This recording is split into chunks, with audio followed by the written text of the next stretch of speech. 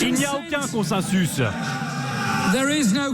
Il n'y a aucun consensus dans ce Parlement pour quitter l'Union européenne sans accord.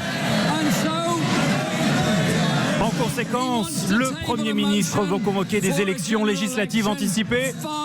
Pas de problème. Mais avant, faites passer la loi. Faites passer la loi pour que le No Deal soit enfin retiré de la table des négociations. Bonjour Vincent Hervouette. Quelle ambiance, hein. Aucun répit en Grande-Bretagne. Quand on voit que ça se calme, eh bien ça repart de plus belle. Oui, la rentrée parlementaire hier à Westminster, c'était complexe et brutal comme une entrée dans l'atmosphère. C'est le retour sur terre des députés britanniques.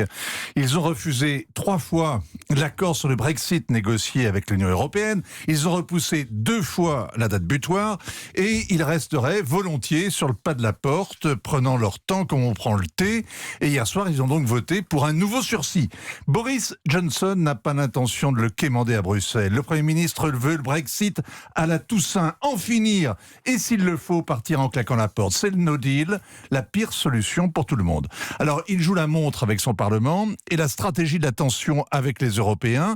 Il espère les infléchir in extremis sur le fameux filet de sécurité qui a un avantage réel, ne pas remettre de frontière entre l'Irlande et l'Ulster, mais qui a un inconvénient rédhibitoire, le maintien du Royaume-Uni dans l'union douanière, ce qui l'empêcherait de commercer comme il l'entend avec le reste du monde. Alors hier soir, Boris Johnson a été sévèrement désavoué par 21 députés de son camp. Il riposte en réclamant la dissolution du Parlement et s'il l'obtient tout à l'heure, les législatives auront lieu dans 6 semaines. In fine, en Angleterre, c'est toujours l'électeur qui tranche. C'est lui qui a ordonné le Brexit. C'est lui qui donnera raison au Premier ministre ou donnera les rênes aux travaillistes.